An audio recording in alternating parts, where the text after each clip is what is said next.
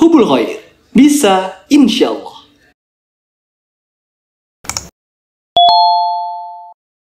Satu komentar kasar di sosial media itu bisa memenggal kepala seseorang di depan massa. 78% pengguna sosial media secara global setuju bahwasanya adab ataupun etika pengguna sosial media itu menurun dibanding adab ataupun etika di dunia nyata. 59% netizen merasa bahwasanya dia harus siap menerima komentar kasar dan intoleran di sosial media. Dan di Indonesia, lonjakan 25 juta pengguna internet dalam 1 tahun diiringi dengan krisis etika dan adab di sosial media. Banyak pengguna tak lagi menunjukkan sopan dan santun di setiap interaksi di sosial media. Pertanyaannya adalah, kenapa sosial media yang idealnya harusnya menyambungkan malah membuat semakin memecah? Kalau kita merasa marah, malu, ataupun gak nyaman karena perilaku netizen, ingat bahwasanya itu tidak selalu karena salah kita. Ini masalah sistem digital dan budaya interaksi online. Pada video kali ini kita akan mengupas kenapa etika ataupun adab di sosial media itu menjadi penting dan apa dampak buruk dari kebiasaan buruk kita bagi kita, orang lain, dan reputasi kita. Dan selain itu kita akan menyampaikan tips-tips praktis agar kita bisa menjadi netizen yang beradab dan bijaksana di sosial media. Sosial media bukan lagi hanya ruang untuk berinteraksi ataupun sosial di dunia digital. Akan tapi sosial media juga membentuk karakter dari seorang manusia. Dan tahukah kamu, sebagian orang pernah menerima komentar kasar di sosial media. Artinya apa?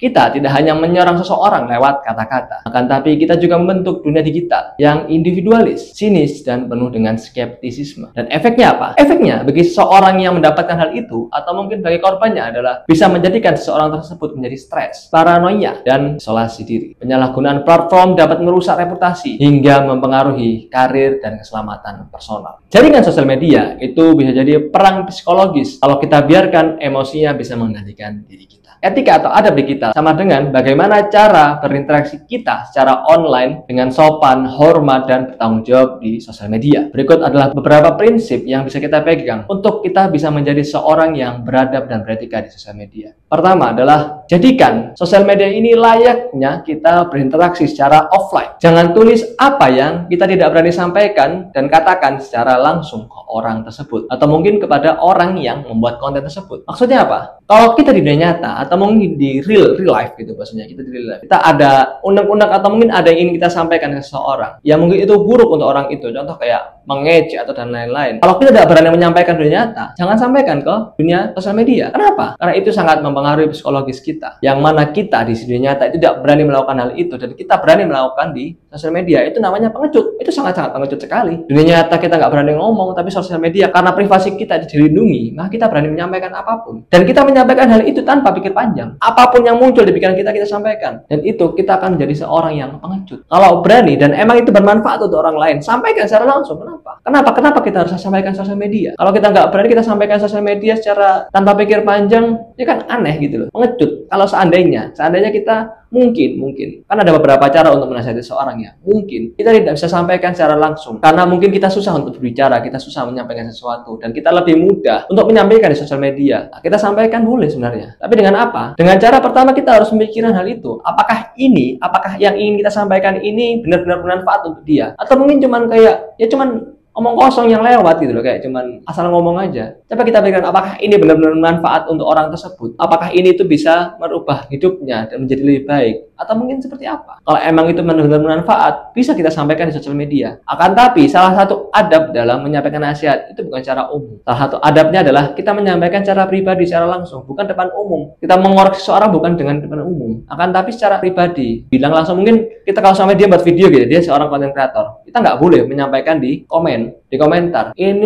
gini, ini salah, nggak boleh sebenarnya. Kita sampaikannya secara apa? Secara tidak pribadi. Kita chat yang bersangkutan, kita kasih beri nasihat. Itu lebih baik daripada kita komentar di secara umum. Dan itu adalah salah satu adab dalam menyampaikan nasihat. Dan prinsip selanjutnya yang bisa kita pegang untuk menjadi netizen yang beradab adalah menghormati seseorang yang ada di balik layar tersebut. Kita harus ingat bahwasanya ada manusia atau mungkin ada seseorang di balik konten ataupun akun sosial media tersebut. Kita harus mencoba untuk menghormatinya. Kita harus pikirkan ulang, apakah komentar yang kita sampaikan ini itu bermanfaat untuk dia atau mungkin akan merusak dia. Karena apa? Karena setiap apa yang kita sampaikan di sosial media itu bisa menyulut orang lain, bisa membuat hoax atau mungkin bisa mempengaruhi psikologis mental dari orang tersebut. Ya kalau dia emang bener-bener konten creator yang sudah besar gitu ya, mungkin karena saking banyaknya komentar buruk yang muncul di komentar dia atau muncul di kolom komentar dia sudah betah, udah kuat gitu mentalnya. Akan tapi orang yang baru pertama kali konten, orang yang baru pertama kali mulai, dia mendapatkan komentar buruk di video pertamanya, apa yang dirasakan? Apa efek dan dampak komentar tersebut bagi diri dia? Mungkin dia akan berpikir,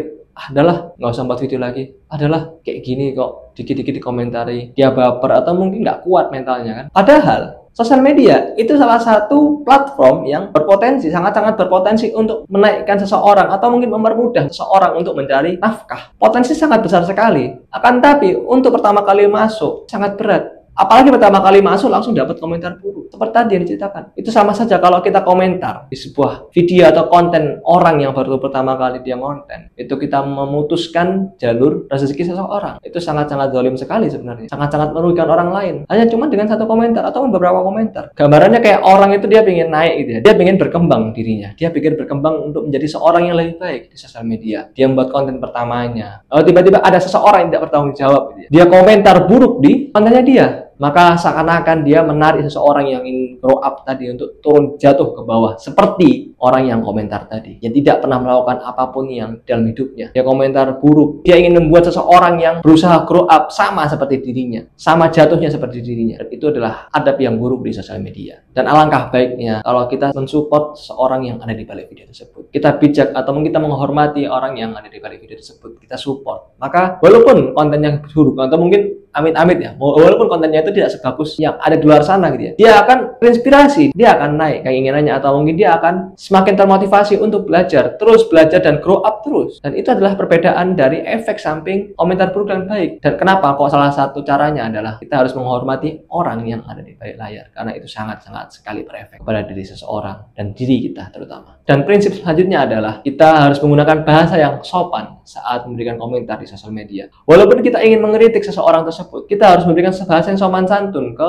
komentar tersebut, bukan dengan bahasa-bahasa yang kasar. Atau mungkin kayak contoh mungkin kayak cuman meme tidak masalah itulah. Itu mungkin aman lah kalau emang bahasa-bahasanya guyonan. Itu kan karena emang meme. Fungsi tujuannya adalah meme. Bagaimana dengan konten seseorang? Bagaimana dengan postingan seseorang atau mungkin akun orang lain yang di situ dia bukan bertujuan untuk melucu atau mungkin seperti apa? Itu sangat buruk sekali apabila kita menggunakan bahasa yang kotor atau bahasa yang tidak sopan di komentar tersebut. Dan bahkan seperti yang tadi awal itu bisa menjatuhkan orang yang ada di balik layar tersebut, di balik video tersebut. Bahkan bisa mendownkan mental dari seorang yang ada di balik layar. Maka indah pentingnya kenapa kita harus menjaga jempol kita untuk tidak berkomentar yang buruk di akun orang lain atau di sosial media. Etika atau adab di sosial media bukan hanya untuk sekedar diketahui. Akan tapi etika dan adab di sosial media itu soal konsisten dalam melakukannya. Bagaimana cara kita agar bisa konsisten dalam melakukan atau beradab di sosial media? Yang pertama adalah coba kita tahan emosi kita. Saat kita menemukan konten yang mungkin menaikkan emosi kita, coba kita tahan terlebih dahulu. Apakah benar konten ini seperti ini? Apakah memang konten ini dibuat untuk menyulut emosi seseorang? Jika emang iya, apakah ini hoax atau mungkin berita yang asli dan lain-lain? Atau mungkin konten ini adalah konten dari orang yang baru pertama kali mulai konten dan dia belum paham ilmunya, dia belum tahu seperti apa, atau mungkin dia belum tahu ilmu untuk membuat konten, atau mungkin dia nggak paham karena mungkin umurnya masih muda mungkin dan lain-lain. Dia tidak paham. Kita bisa memberikan komentar yang positif dengan memberitahu ini nggak boleh, ini seperti ini dan ini seperti ini harusnya. Nah, kita bisa memberikan dengan bahasa yang sopan. Kebanyakan orang dan netizen itu lebih memilih dengan cara menghujat di sosial media, bahkan menjelek-jelekkan seseorang yang ada di balik layar tersebut. Yang mana efeknya sangat berbeda. Coba kalau kita bayangkan yang pertama, efek pertama tadi. Yang pertama dia komentar baik, memberikan nasihat dan lain-lain. Dan dia bisa mengintrospeksi diri. Dia oh ternyata aku salah di sini. Mungkin dia awalnya sakit mungkin ya, kalau awal-awal mungkin ya. Ini kok ada komentar jelek dan lain-lain.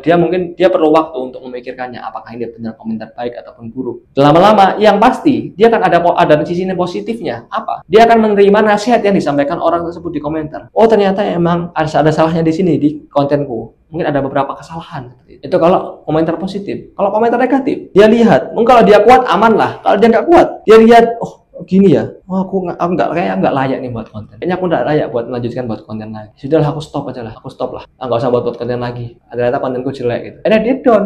Bener nggak akan melakukan yang lagi. Dan dia nggak ada semangat lagi untuk buat konten. Dan bahkan bisa trauma membuat konten tersebut. Karena ulah netizen yang bertanggung jawab tadi. Dari sini sudah terlihat seberapa pentingnya kita harus beradab di sosial media. Dan step selanjutnya adalah setelah kita menahan emosi kita, bertanya sebelum kita memberikan komentar. Selanjutnya adalah jangan tertipu dengan anonymity yang kita terima di sosial media. Maksudnya apa? Kita tidak boleh tertipu dengan keamanan data pribadi kita di sosial media. Jangan kayak mentang-mentang kita nggak tahu, orang lain tidak tahu siapa kita. Jangan mentang-mentang orang nggak tahu ini yang komen siapa, yang nge-like siapa. Terus kita bisa sewenang-wenang dalam sosial media. Kita bisa komentar jelek di sosial media. Kita bisa menjatuhkan orang lain di sosial media. Kita bisa menghancurkan hidup orang lain di sosial media. Jangan mentang-mentang seperti itu. Kita harus sadar bahwasanya apa yang kita lakukan, apa yang mungkin kita lakukan di sosial media ini tercatat ada jejak digitalnya. Dan mungkin bahkan orang itu sebenarnya bisa menelusuri siapa dari akun ini, siapa sebenarnya di balik akun ini. Bisa sebenarnya. Dan kita tidak boleh tertipu dengan anonymity tersebut. Kita tidak boleh tertipu dengan keamanan data pribadi kita di sosial media. Dan kita harus sadar bahwasanya apa dampak buruk dari apa yang kita lakukan di sosial media.